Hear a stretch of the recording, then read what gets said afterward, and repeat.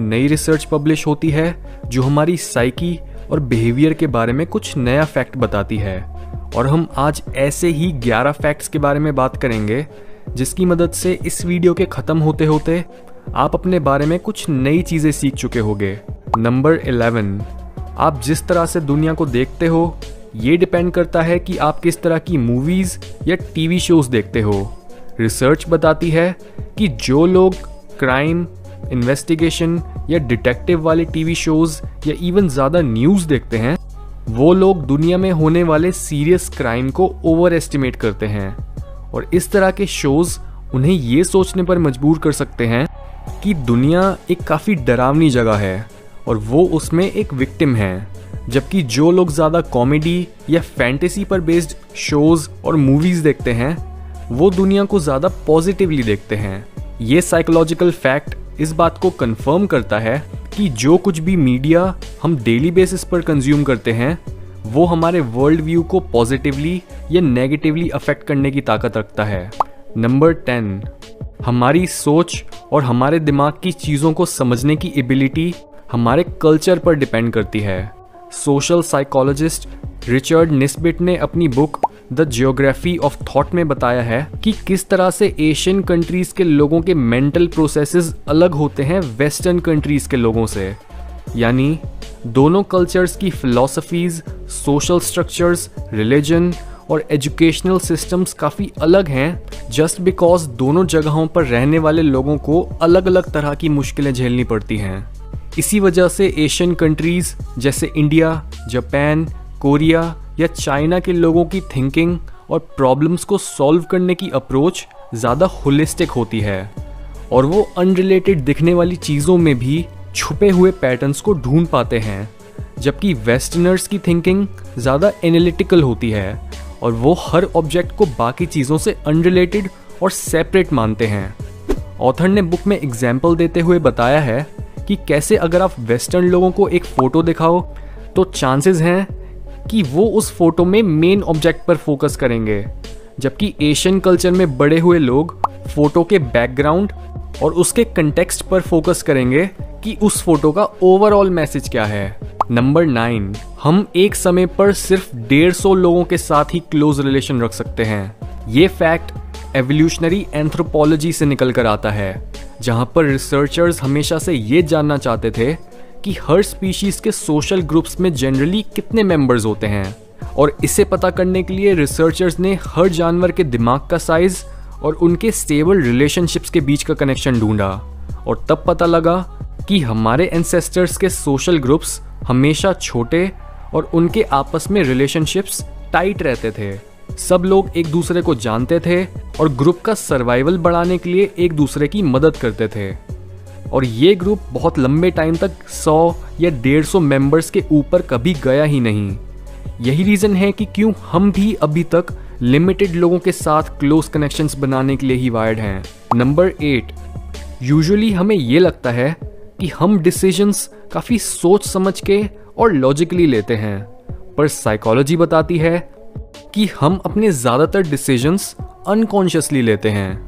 Example के तौर पर अगर आप एक नया फ़ोन खरीदने की सोच रहे हो तो आप इस बात का ध्यान रखोगे कि वो फ़ोन आपकी हर नीड को पूरा कर सके, उसका प्राइस आपके बजट के अंदर ही आए और उसे मैन्युफैक्चर करने वाली कंपनी रिलायबल हो। पर इन फैक्टर्स के पीछे भी आपकी कई अनकॉन्शियस बायसेस होती हैं जो आपको बोलती हैं कि आप वही प्रोडक्ट खरीदो जो आजकल ट्रेंड में है, या फिर अगर आप हमेशा से ये बोलते आए हो कि आपको छोटे फोन्स पसंद हैं तो आपका दिमाग आपको इसी स्टोरी के साथ कंसिस्टेंट रहने के लिए पुश करेगा।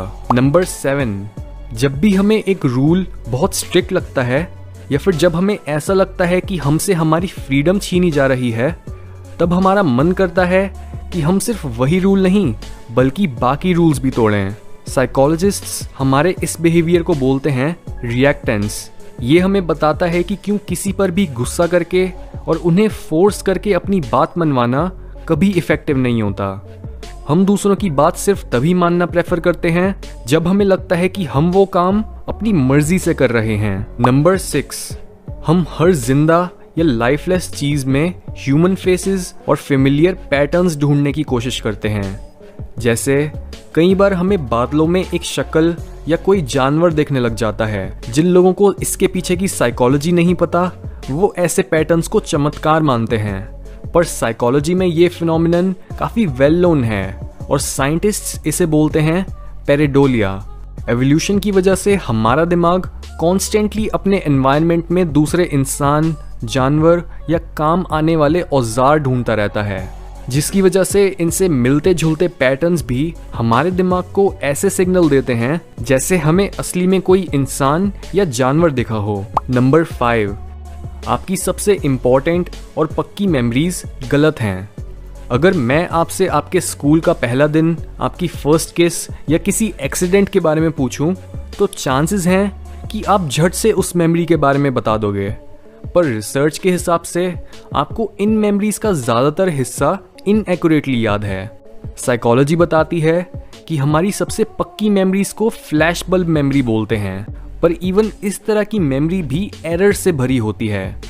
और ये इसलिए होता है क्योंकि हमारा काम होता है अपनी मेमोरी से ऐसी ज़रूरी इन्फॉर्मेशन निकालना जो फ्यूचर में काम आ सके, जिसकी वजह से आपको ज़्यादातर ये याद नहीं रहता कि आपके पास्ट में एग्जैक्टली क्या हुआ था, बल्कि आपको ये याद रह जाता है कि आपने उस इवेंट को कैसे इंटरप्रेट करा था। नंबर 4, जनरली हमें वो गाने सबसे ज़्यादा अच्छे लगते हैं जो हमने अपने स्कूल या कॉलेज टाइम पर सुने थे, और ये इसलिए होता है क्योंकि गाने सुनते टाइम हमारा दिमाग डोपामीन और उसके जैसे ही अच्छा फील कराने वाले केमिकल्स रिलीज करता है, और 12 से 22 साल की उम्र के बीच हमारा डेवलपिंग ब्रेन इन केमिकल्स को और भी ज़्यादा मात्रा में पैदा कर रहा होता है, जिसकी वजह से हमें हर चीज़ ज़्यादा इम्पॉर्टेंट लगती है।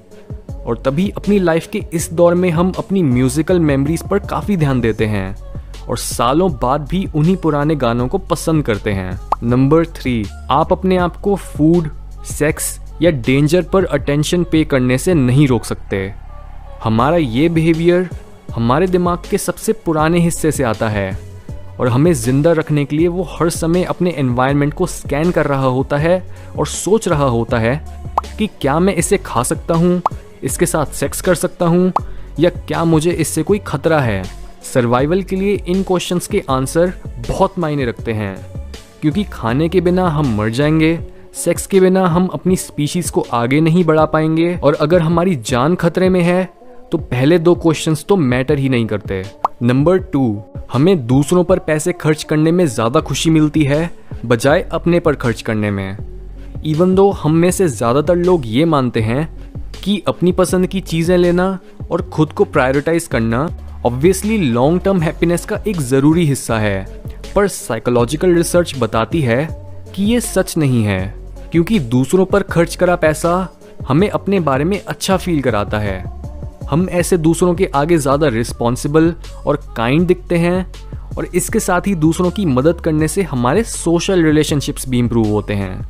और साइंस इस बारे में बिल्कुल क्लियर है कि हमारी लॉन्ग टर्म खुशी के लिए सबसे इम्पॉर्टेंट चीज़ अच्छे रिलेशनशिप्स ही होते हैं, ना कि पैसा या फिर उससे खरीदी हुई चीज़ें। नंबर 1, ब्रांड्स और लोगोज आपको अलग तरह से इन्फ्लुएंस करते हैं जब आप दुखी या डरे हुए होते हो, क्योंकि जब भी हम खुश होते हैं तब हम ज़्यादा इम्पल्सिव बन जाते हैं। हम नई और रिस्की चीज़ें ट्राई करने में कम हिचकिचाते हैं और पैसे भी ज़्यादा खर्च करते हैं। पर जब भी हम सैड फील कर रहे होते हैं तब हमें कुछ फेमिलियर चीज़ चाहिए होती है और हम नई तरह की चीज़ों से दूर रहना प्रेफर करते हैं। ये चीज़ आइसक्रीम फ्लेवर से लेकर मूवीज़ तक कुछ भी हो सकती है।